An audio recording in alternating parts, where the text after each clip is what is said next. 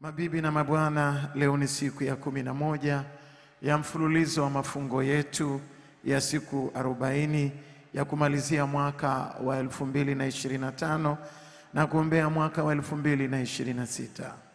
Neno kuu linalotuongoza katika mafungo ya mwaka huu ni kutoka kitabu cha Luka ule mlango wa kwanza mstari wa 34b.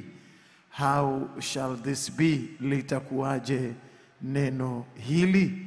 Litakuwaje neno hili? How shall this be? Na tuna mada inayosema from how to who, from how to who, na tunakaza ya kuwa inawezekana. Tunaangalia kwa upana neno hilo inawezekana. Somo la leo ambalo tunasimama nalo tena ni kujaliwa kuwa. Kujaliwa kuwa, in bracket, God at work, na tunaangalia namna ambavyo walijaliwa kuwa hawa watu watatu, Dorcas, Paulo na Petro. Dorcas, Paulo na Petro. Na tafadhali ninaomba usome pamoja nami kitabu cha Matendo ya Mitume ule mlango wa 9 mstari wa 36 mpaka wa 42. Kitabu cha Matendo ya Mitume ule mlango wa 9 mstari wa 36 mpaka wa 42, na neno la Mungu linasema hivi: Na mwanafunzi mmoja alikuwako huko Yafa, jina lake Tabita, tafsiri yake ni Dorcas, yani paa. Mwanamke huyu alikuwa amejaa matendo mema na sadaka alizozitoa. Ikawa siku zile akaugua akafa. Hata walipokwisha kumwosha wakamweka orofani. Na kwa kuwa mji wa Lida ulikuwa karibu na Yafa, nao wanafunzi wamesikia ya kwamba Petro yuko huko, wakatuma watu 2 kwake kumsihi na kusema, usikawie kuja kwetu. Petro akaondoka akafuatana nao. Alipofika wakamweka juu gorofani. Alipofika wakampeleka juu orofani. Wajane wote wakasimama karibu naye wakilia na kumuonyesha zile kanzu na nguo alizozishona Dorkasi wakati ule alipokuwa pamoja nao. Petro akawatoa nje wote, akapiga magoti akaomba, kisha akaelekea yule maiti akanena, Tabita, ondoka. Naye akafumbua macho yake, na alipomwona Petro akajiinua akaketi. Akampa mkono akamuinua, hata akiisha kuwaita wale watakatifu na wajane akamweka mbele yao hali yu hai. Ikajulikana katika mji wa Yafa, watu wengi wakamwamini Bwana. Amen. Na hili ndio neno la Mungu. Tutulie tuombe. Mungu mtakatifu, tunakuabudu kwa pendo lako la kimbingu. Asante Yesu kwa sababu unatupenda upeo na unatuwazia mawazo ya amani kila siku itwapo leo. Unatupa nafasi ya kusema na mioyo yetu kila alfajiri, na umesema nasi saa zote na wakati na majira yote. Na hata sasa, saa imefika na sasa ipo, useme nasi kwa lugha ya nyumbani kwetu. Ulitume neno lako nalo halitakurudia bure. Utubariki sasa na daima. Wabariki watoto wako ingiapo na watokapo, na useme nasi kwa pumzi ya neno lako. Kwa jina la Baba na Mwana na Roho Mtakatifu. Amen. Wapendwa mabibi na mabwana, ni habari za Dorcas aliyekuwa miongoni mwa wanafunzi au watu wa LCH wa Kristo wa kanisa la kwanza. Na habari hii tumeisoma mara kadhaa na tunafahamu habari yake. Na kama nilivyosoma, alikuwa ni muumini katika kanisa, lakini alikuwa ni mfanyabiashara na mwekezaji na mwana taaluma, na taaluma yake ilikuwa ni taaluma ya kushona nguo. Alikuwa ni fundi cherehani, taaluma ya kushona nguo. Na taaluma hii ya fundi cherehani ndio taaluma ya kwanza duniani, yani taaluma ya kwanza ambayo mwanadamu aliweza kuifanyia kazi, na teknolojia ya kwanza ni kushona. nguo au kushona mavazi. Na Adamu na Hawa walipotenda dhambi na wakajigundua wako uchi, teknolojia hii ya kujaribu kushona majani ya nguo kujifunika ndio ilianzia hapo. Kwa hiyo ni teknolojia ya zamani. Nafikiri ya kwanza kabisa actually ni kilimo. Mtu alipoumbwa, kitu cha kwanza alipewa nafasi ya kulima. Kwa hiyo kilimo ndio kazi ya kwanza, labda inayofuata teknolojia ya kutengeneza kitu. Nafikiri sasa ni kushona nguo ya kuvaa. Kwa hiyo mafundi cherehani, tumsifu Yesu Kristo. Lakini hapa nataka kuzungumza nini asubuhi ya leo? Huyu mama aliugua akafa, na baada ya kufa jamii ikakataa kumzika, wakisema hapana, hawezi kuzikwa kwa sababu ya kazi ambayo ameifanya. Mabibi na mabwana, asubuhi ya leo ninazo hoja za kifalsafa na kitheolojia 3, na mimi ninaanza moja kwa moja na hoja ya kwanza. Hoja ya kwanza inasema hivi: taaluma ya Dorcas ya kushona nguo ilipata nafasi katika moyo na katika mioyo ya watu kiasi cha yeye kufa, na jamii ikakataa asizikwe ila afufuliwe katika wafu. Na ni muhimu sana taaluma na ujuzi wako upate nafasi katika mioyo ya watu. Nitarudia.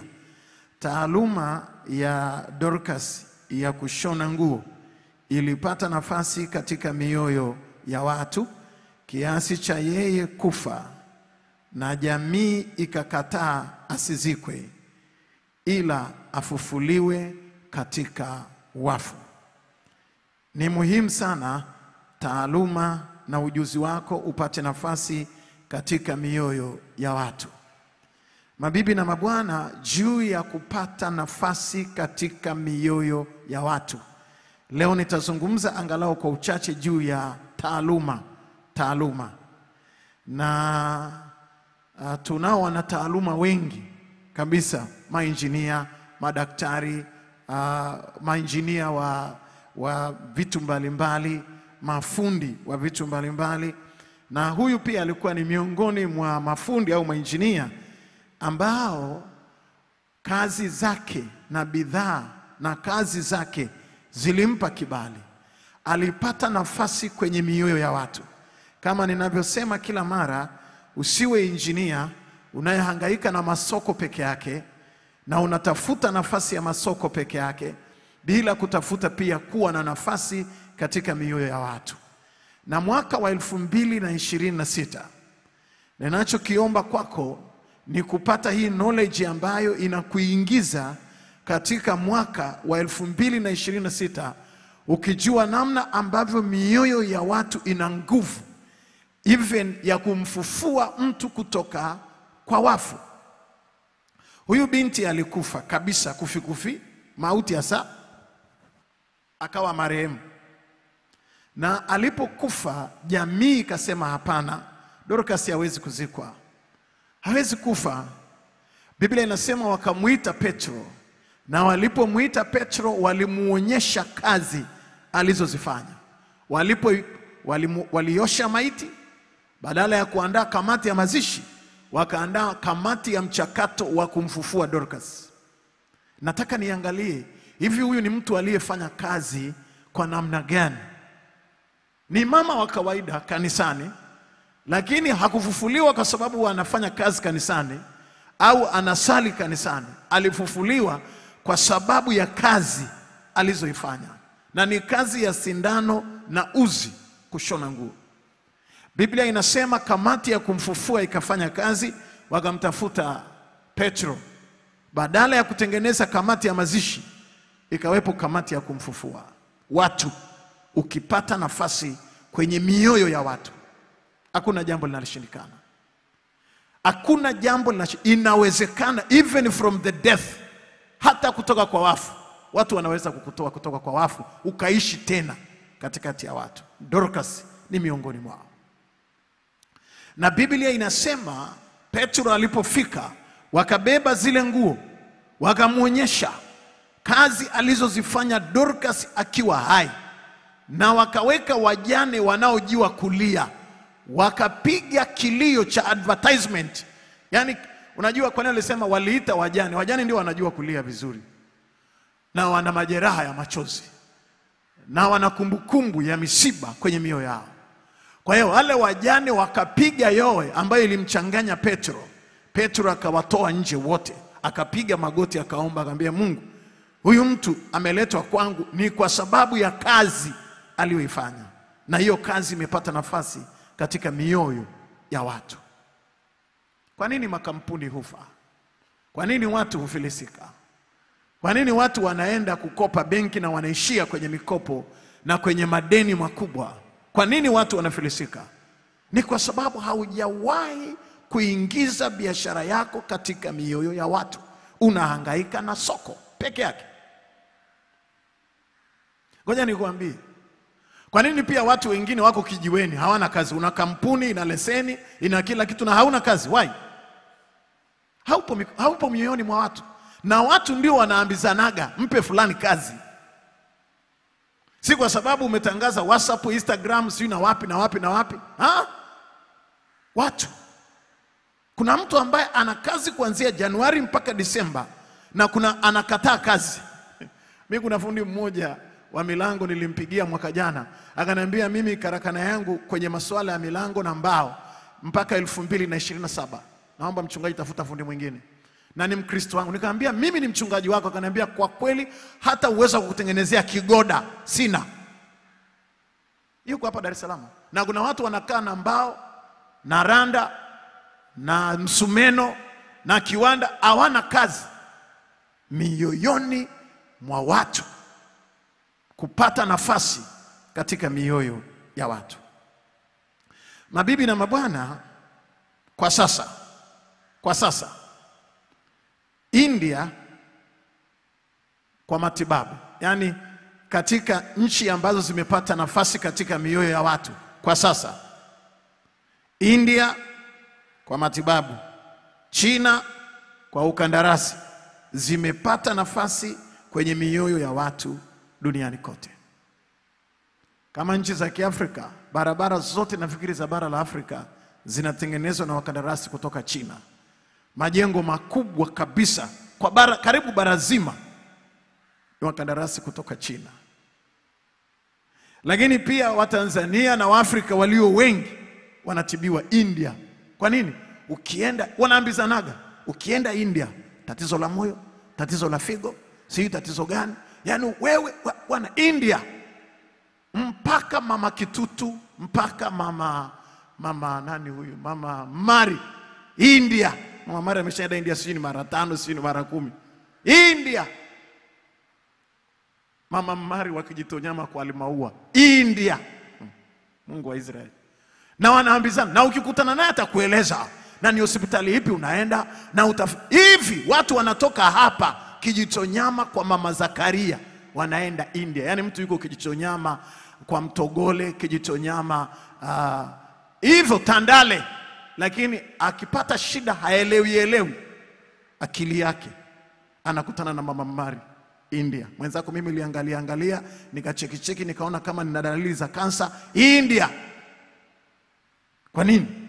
Nafasi katika mioyo ya watu. Kwani matibabu yameanza India? Watu walikuwa wanaenda kusoma udaktari wameenda India. Watu walikuwa wanaenda kusoma udaktari wameenda kusoma Urusi, Russia.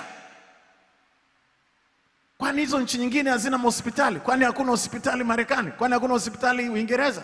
Kwani hakuna hospitali Italy? Kwani hakuna hospitali katika nchi mbalimbali duniani? Hata Israeli kwa teknolojia. Kwani hata Israeli hakuna hospitali? Lakini mioyoni kwa watu, India kwa matibabu imepata nafasi katika mioyo ya watu.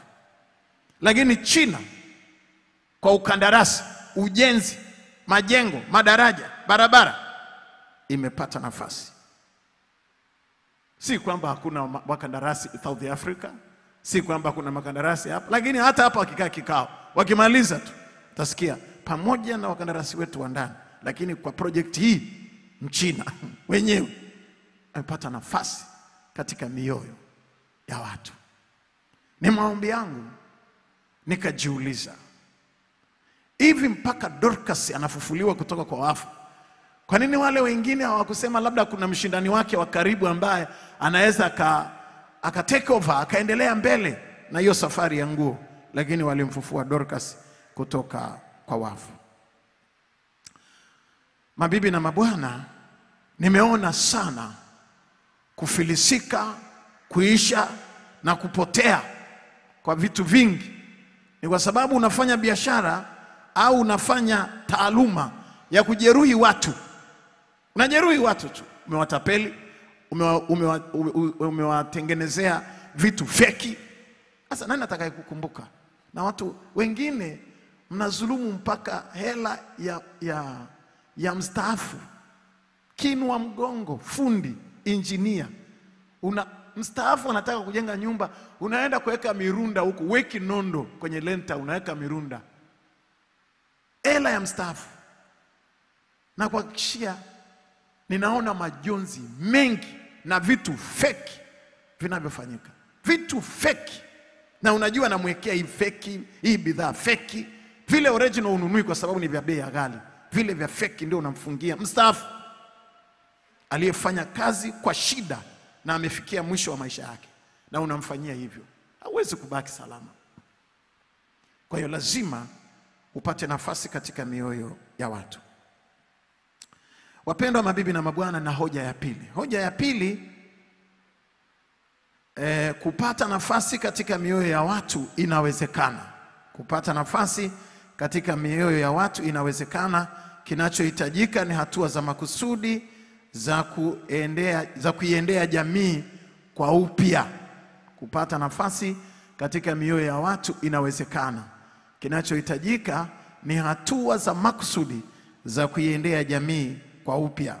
Na hapa nataka kuangalia juu ya Paulo katika kitabu cha Matendo ule mlango wa 26 mstari wa 9 mpaka wa 20. Tasoma kwa haraka. Kitabu cha Matendo ya Mitume ule mlango wa 26 mstari wa 19 na wa 20, mstari wa 9 mpaka wa 20. Biblia inasema hivi: kweli mimi mwenyewe naliona ndani ya nafsi yangu kwamba yanipasa kutenda mambo mengi yaliyopingana na jina lake Yesu Kristo Mnazareti. Sikiliza. Naomba nirudie tena. Kweli, ni Paulo anasema, kweli mimi mwenyewe naliona ndani ya nafsi yangu kwamba yanipasa kutenda mambo mengi yaliyopingana na jina la Yesu Kristo Mnazareti. Niliona hivyo mwanzoni. Mstari wa 10. Nami nikayafanya hayo Yerusalemu. Niliwafunga wengi miongoni mwa watakatifu ndani ya magereza, nikiisha kupewa amri na wakuu wa makuhani, na walipouawa nalitoa idhini yangu. Aliua watakatifu akina Stefano. Aliyekuwa anaidhinisha death ni Paulo. Anasema mwenyewe, na mara nyingi katika masinagogi yote na aliwaadhibu, nikawashurutisha kukufuru, nikawaonea hasira kama mwenye wazimu, nikawaudhi hata katika miji ya ugenini. Basi katika kazi hiyo nilipokuwa nikienda Dameski, mwenye mamlaka na maagizo ya wakuu wa makuhani, mfalme, ndipo wakati wa adhuhuri njiani naliona nuru inatoka mbinguni ipitayo mwangaza wa jua, ikinimulikia mimi na wale niliofuatana na wale waliofuatana nami pande zote. Tukaanguka nchi sote. Nikasikia sauti ikisema nami kwa lugha ya Kiebrania, Sauli, Sauli, mbona waniudhi? Ni vigumu kwako kupiga mateke mchokoo. Nami nikasema, wewe u nani Bwana? Bwana akaniambia, mimi ni Yesu ambaye wewe unaniudhi. Lakini inuka usimame kwa miguu yako, maana nimekutokea kwa sababu hii, nikuweke wewe uwe mtumishi wa shahidi wa mambo haya uliyoyaona, na wa mambo ambayo katika hayo nitajidhihirisha kwako. nikikuokoa na watu wako, nikikuokoa na watu wako na watu wa mataifa ambao nakutuma kwao, uwafumbue macho yao na kugeuza, waiache giza na kuielekea nuru, waziache na nguvu za shetani na kumwelekea Mungu, kisha wapate msamaha wa dhambi na urithi miongoni mwao waliotakaswa kwa imani iliyo kwangu mimi, na kadhalika mpaka utamalizia kule mwishoni. Nataka kuzungumza mambo machache hapa. Ni gharama ya kukubali makosa. Kukubali makosa. Watu walio wengi, unapofika mahali ambako unaona umekosea na pengine umetoka kwenye mioyo ya watu, gharama ya kwanza ya kulipa ni kukubali makosa. Gharama ya kwanza kabisa ni kukubali makosa. Paulo anasema, mimi nilikuwa nikifanya hivi na hivi, nikiliudhi kanisa, nikifanya mabaya na kutesa watu. Paulo alianza akiwa mtu wa kuliudhi kanisa na kutesa na kuua, na Stefano akauawa mikononi mwake, na alikuwa akitoa idhini na kuidhinisha death wakati ule wa early church persecution, mateso ya kanisa la kwanza. Hasa asubuhi ya leo nataka kujua, ni wapi umekoroga kazi? Ni wapi umekoroga au ni wapi umeharibu kazi? Kwa mfano, wewe ulikuwa katera mzuri, ulikuwa unafanya biashara vizuri sana, lakini sasa hauna tena mtu anakutafuta. Una storage ya vyombo, yani una vyombo vimejaza hema. Una storage ya mavyombo, meza, majiko, mavijiko, masahani, mavitu kibao, na hauna kazi. Kwa nini? Ulikuwa unalisha watu viporo.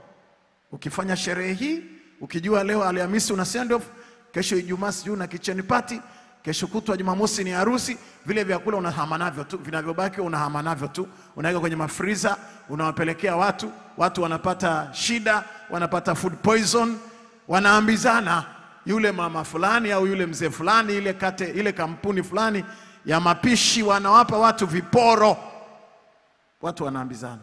Baada ya hapo hakuna mtu anahangaika na kazi yako tena, haupati nafasi, hauwezi kuitwa kwa ajili ya biashara. Watu wanaambizana kirahisi tu, kirahisi sana, kwa sababu wewe unabeba makuku yaliyotoka huko haya, na hapo katikati tena ulikuwa una sherehe kwenye msiba na ya matanga, yani unabeba chakula cha matanga unapeleka kwenye harusi. Alafu ukimaliza unataka, umekataliwa sasa, unaona una kisirani, unaweza ukaambiwa njoo hapa labda tukupake mafuta. Hata upakwe mafuta ya namna gani hayawezi kuondoa hicho kisirani. You must change your attitude. Lazima ubadilishe mtazamo wako, na lazima uaccept your mistake.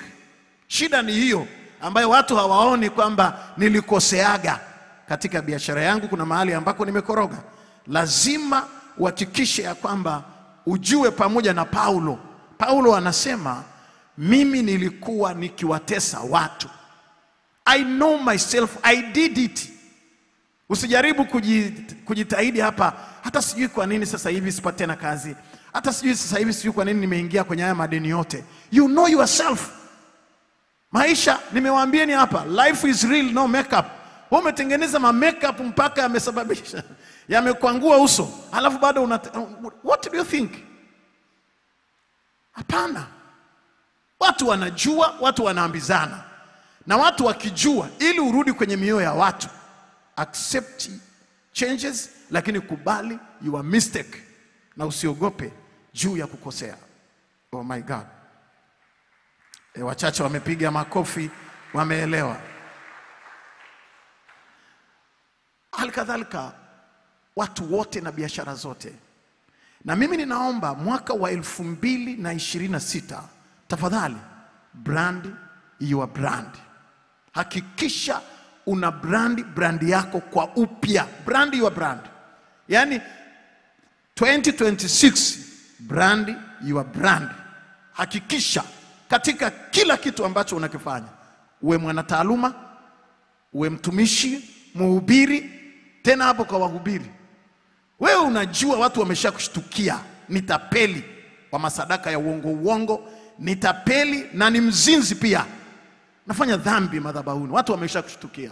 Okoka tu.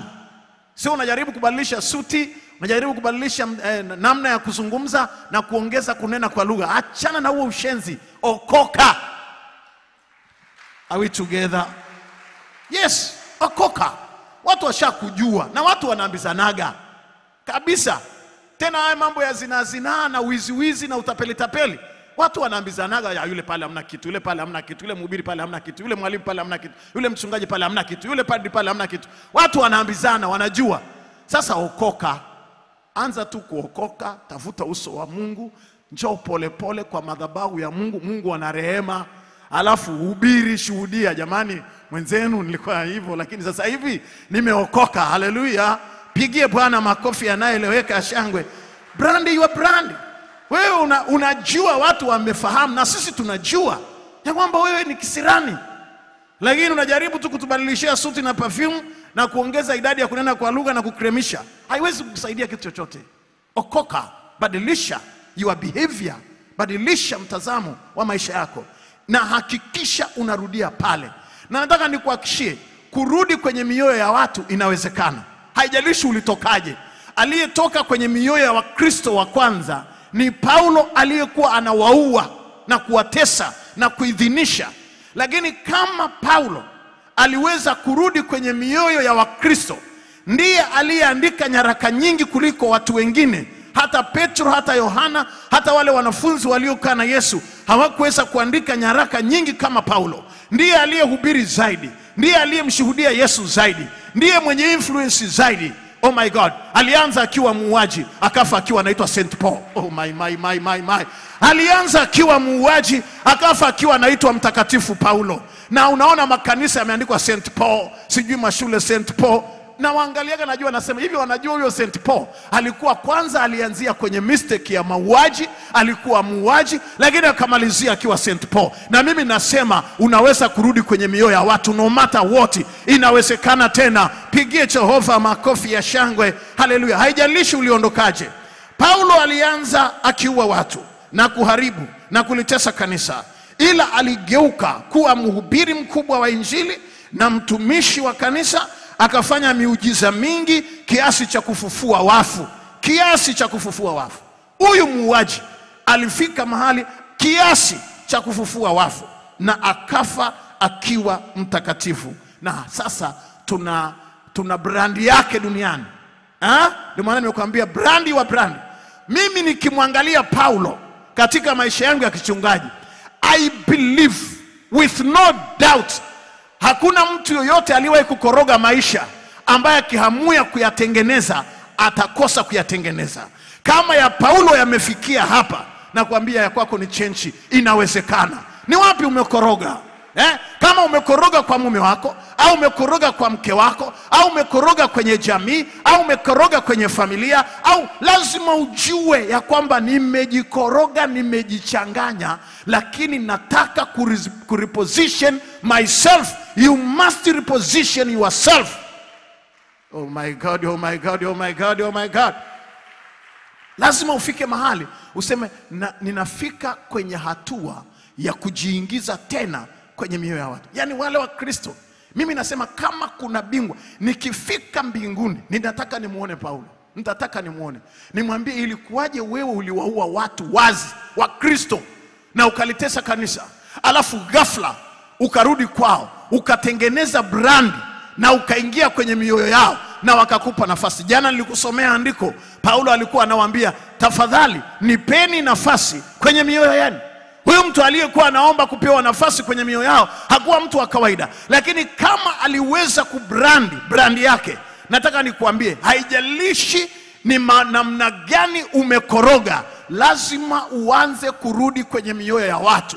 Na unapohamua kurudi kwenye mioyo ya watu, rudi kama project. Ifanye kama mradi. Yani unaamka asubuhi unasema sasa naanza kurudi. Narudisha kampuni yangu kwenye mioyo ya watu. Narudisha taasisi yangu kwenye mioyo ya watu. Kuna taasisi zimetoka kwenye mioyo ya watu. Sema narudisha taasisi hii kwenye mioyo ya watu. Ni plan. kamati ya kuirudisha taasisi, kamati ya kuirudisha kampuni, vikao na plani na strategies, yani mipango ya kuirudisha kampuni, mpango wa kurudi kwenye moyo wa mume wangu nilivyohakikisha nimemuuzi, nimemharibu, nimemsemea vibaya, nimemjeruhi. Mama, usichonge kucha, chonga tabia. Hayo makofi hayatoshi. Pigie Bwana makofi mengi. Haleluya. Unafanya mafungo ambayo ni mafungo ya kimkakati. Nataka kupata nafasi kwenye moyo wa mume wangu tena. Nataka kupata nafasi kwenye moyo wa mke wangu tena. Nataka kupata nafasi kwa watu wale ambao niliwajeruhi moyo. Nataka nikuambie, Paulo alikuwa anatengeneza mpaka hati za kuua, lakini alirudi kwa watu wale wale. Kwa hiyo nachoweza kusema hapa, hakuna jamii ya watu wowote, haijalishi umefanya mistake gani kwenye maisha yao, ukihamua kutengeneza ka project kakurudi, wanakupokea. Washindi wangesema amina, alafu ungempigia Bwana makofi mengi. Pigie tena Jehova na makofi yanayoeleweka. Haleluya. Kwa hiyo naomba sana tafadhali, brand your brand, brand your brand. 2026 brand your brand. Hakikisha unarudi tena, hata kama umekoroga namna gani, acha ufe ukiwa St. Paul. Oh my God, oh my God, oh my God. Na hoja ya tatu na ya mwisho, Petro alimkana Yesu mara 3 kwa sababu ya trauma, lakini baadaye ndiye aliyekuwa baba wa kanisa. Let your past pass. Let your past pass. Of course, even to pass away, never. Nataka kusema nini hapa? Katika kitabu hicho cha Marko, ule mlango wa 14 mstari wa 66 na mpaka wa 72. Marko ule mlango wa 14 mstari wa 66 mpaka wa 72. Biblia inasema hivi: na Petro alikuwa akiketi chini behani, akaja mmoja wa vijakazi wa kuhani mkuu, akamuona Petro akiota moto, akamkazia macho, akasema, wewe nawe mmoja wapo, na wewe nawe ulikuwa pamoja na yule Yesu Mnazareti. Akakana akasema, sijui wala sisikii. Yani sijui wala sisikii unayoyasema wewe. Akatoka nje, hata ukumbini jogoo akawika. Na yule kijakazi akamuona tena, akaanza tena kumwambia, kuambia waliosimama pale, huyu ni mmoja wao. Akakana tena. Kitambo kidogo tena wale waliosimama pale wakamwambia Petro, hakika huu mmoja wao, kwa sababu huu Mgalilaya wewe. Akaanza kulaani na kuapiza. Akaanza kulaani na kuapiza, simjui mtu huyu mnayemnena. Na mara jogoo akawika mara ya pili. Petro akalikumbuka lile neno aliloambiwa na Yesu, kabla kuwika jogoo mara 2 utanikana mara 3. Na alipofikiri akalia. Nataka hilo neno pale, alipofikiri akalia. Alipofikiri akalia. Mabibi na mabwana, katika maisha ya Petro, alipoona trauma ya kukamatwa kwa Yesu na namna wanaume walivyomshughulikia kwa bakora na mijeledi, yeye mwenyewe akapata trauma. Na hapa Yesu mwenyewe alijua kwamba hii ni trauma, na alimkana Yesu mbele za watu. Alafu anapaswa alafu ametumwa na Yesu alimwambia, wewe ndiwe Petro, na juu ya mwamba huu nitalijenga kanisa. Na Biblia inasema Petro akarudi akahubiria watu wale wale. Ndio hapo tunapozungumza juu ya from how to who. How shall this be? Mimi nimemkana Yesu mara 3 hapa Yerusalemu, na nimemkana mara 3 nikisema simjui. Halafu leo ninasimama kuhubiri habari za Yesu. How shall this be? Wale watu watanionaje? Wataniona tapeli? Wataniona mwizi? Wataniona mnyang'anyi? Watanionaje wale watu? Ndio swali ambalo watu wengi wanajiuliza baada ya kukosea kwenye jamii.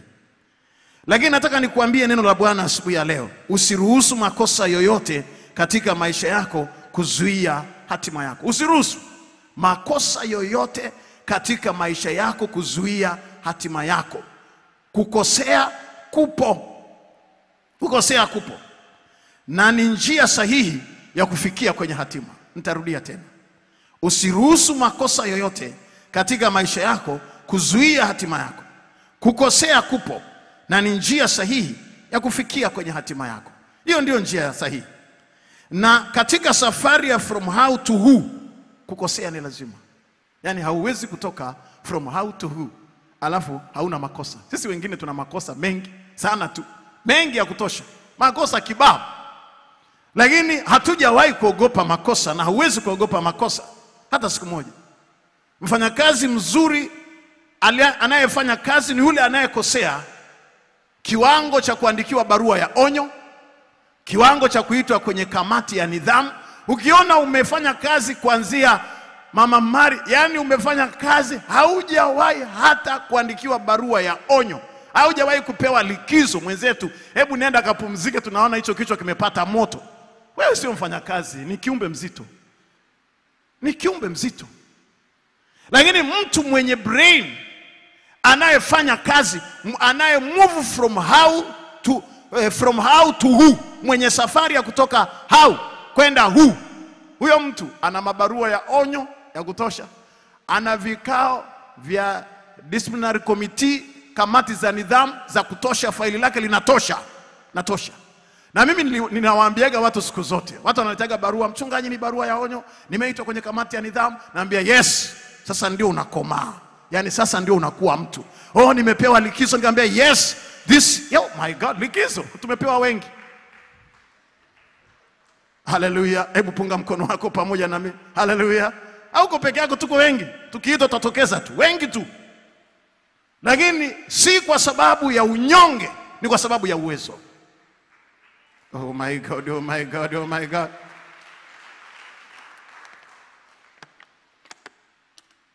Sasa huyu ni Petro, alikosea. Amemkana Yesu mara 3. Na akafikiri mpaka akalia machozi, akasema oh my God, nitafanyaje? Lakini jiandike tena. Biblia inasema alitubu, aliungama. Siku Yesu anafufuka kutoka kwa wafu, aliandika kimemo, anatoka kaburini, akaandika kimemo, akampa malaika. Akamwambia malaika, waambie hawa watakao kuja hapa kwenye hili kaburi waende Galilaya, ndiko atakakonikuta. Mwambieni na Petro. Personal, akamuaddress Petro. Kwa nini? Kwa nini alimuaddress Petro, mtu ambaye amemkana mara 3? Kwa nini asingemwambia Yohana ambaye amempa dhamana ya kumwachia mama yake mzazi? Kaambia jamani, mwambieni Yohana amwangalie mama yangu. Never. Bado Yesu alijua pamoja na makosa ya Petro, yeye atalisimamia kanisa. Alimkana Yesu mara 3, lakini ndiye aliyekuwa baba wa kanisa. Yule aliyekana Yesu na kuapiza na kusema simjui. Kuna kitu kinachoitwa Saint Peter, ndiko makao makuu ya papa. Oh my God, oh my God, oh my God, oh my God. Why are you? Kwa nini unaogopa juu ya mistake ambayo umefanya? Kwa nini 2026 unataka kufungwa na makosa ambayo umefanya kwenye maisha ya kawaida? Hakuna mwalimu mzuri hapa duniani kama makosa ambayo umewahi kufanya kwenye maisha yako. Makosa yako ndiyo mwalimu mzuri zaidi. Katika maisha yangu niliwahi kuitwa kwenye kamati moja ya nidhamu, na wakaniambia unajua hapa umekosea na hapa umekosea. Nikamwambia na mimi sisikitiki juu ya haya makosa, kwa sababu hakuna mwalimu mzuri hapa duniani kama makosa. The best teacher you have in your life, it is your mistake. The mistake you did, makosa ambayo umewahi kufanya, ndiyo mwalimu mzuri kuliko profesa wa university. Kwa hiyo nikamwambia mimi siogopagi makosa hata siku moja, lakini ninajifunza kupitia kwenye hayo makosa. Kukosea amekosea mimi, amekosea huyu jamaa aliyegundua balbu hapa, amekosea mara 1000. Mwishowe akasema hata sikukosea, ila nimegundua njia zisizo sahihi. Woi. Lakini leo tunapata umeme, tunapata mwanga, ni kwa sababu ya kukosea. Kuna watu ambao unachukua too much, yani unachukua tahadhari too much. Unafikiri kwamba kukosea ni nini? Kukosea ndiko kunakosababisha watu weledi. Unaweza kulinganisha hili na hili kwa sababu umekosea, lakini si kwa sababu umechukua tahadhari. Unaishi na nidhamu ya woga. Nidhamu ya woga. Nidhamu ya woga ambayo haikupeleki popote, na kilichokuwa ndani yako kinakufa. Sasa mimi mtanihukumu Mchungaji Kimaro nimekosea. Sasa kama Petro alikosea na bado akawa baba wa kanisa, kama sasa mtaninganisha na Paulo aliyeua watu na baadaye akawa Saint Paul. Kama huyu naye Petro amemkana Yesu mara 3, kifo chake eti amekuja kuwa mtakatifu, anaitwa Saint Peter. Paka kuna kanisa Saint Peter, sijui Saint Peter, sio Saint Peter, Saint Peter, Saint Peter. Saint Peter huyu alimkana Yesu mara 3. Kama amemkana Yesu, na mimi hata sijasubutuki kumkana, na kuambia nina uwezo na wewe una uwezo, na kuna mahali unaenda na utafika kwa jina la Yesu Kristo. Wako wapi watu wachache wanaosema amina hapa, wanaoweza kumpigia Jehova makofi ya shangwe na vigelegele? Piga tena, Yesu asikie. Ninasimama kwenye madhabahu hii, ninawatangazia wale mnaohukumiwa na makosa uliofanya, tangu leo nimekutangazia uhuru kwa jina la Yesu. Wako wapi wanaosema amina? Chochote ambacho umekosea, iwe ni kwenye familia, iwe ni kwenye ndoa, iwe ni kwenye kazi ya mikono yako, nataka nikuambie kwa neno la Bwana, inawezekana kujiandika tena. Inawezekana kujiandika. Wako wapi watu wachache wanaosema asubuhi ya leo, nitajiandika tena? Kama Paulo alijiandika tena, kama Petro alijiandika tena, na mimi nitajiandika tena. Kama kuna mahali nilijifuta asubuhi ya leo, wako wapi watu wanaosikia asubuhi ya leo? Nasema kama kuna mahali ulijifuta, jiandike tena asubuhi ya leo. Wako wapi wanaosema najiandika tena? Hebu gusa watu wawili kwenye bega, mwambie jirani, nina mpango wa kujiandika tena. Ni kweli nilijifuta, ni kweli nilifanya makosa, ni kweli nilifanya makosa, lakini sintakufa na makosa haya, sintakufa na dhambi hii, sintaishia hapo, ninajiandika. Wako wapi watu wachache hapa wanaosema najiandika tena? Kwenye taaluma najiandika tena, kwenye biashara najiandika tena, kwenye karama na kipawa najiandika tena, kwenye kazi ya mikono yangu najiandika tena, kwenye uongozi najiandika tena. Wako wapi washindi wanaosema amina hapa? Kwenye huduma najiandika tena, najiandika. Hallelujah. Simama kwa miguu yako. Oh my God. Ninaona watu ambao 2026 nitakutana na watu watakaoniambia, mchungaji, nimejiandika tena. Nimejiandika tena. Hata kama nilifutwa na watu, hata kama nilijifuta mwenyewe kwa makosa yangu, hata kama nilifutwa na fitina za watu. Kuna fitina za watu zinatengenezwa, unafutwa kwa kifuto. Haki ya Mungu haitajulikana hata kama uliwahi kuandikwa hapo kwa fitina za watu. Lakini jiandike tena kwa jina la Yesu Kristo. Yesu alifitiniwa, akauawa. Pilato akaandika anwani pale, Yesu Kristo Mnazareti, mfalme wa Wayahudi. Wazee wakaondoka na misuli yao, wakaenda kwa Pilato, wakamwambia futa ile anwani pale. Pilato akawaambia, yaliyoandikwa yameandikwa. Hata kama walikufuta, utajiandika tena na utaandikwa tena. Pigie Jehova makofi ya shangwe. Haleluya. Ni maombi yangu ujiandike tena.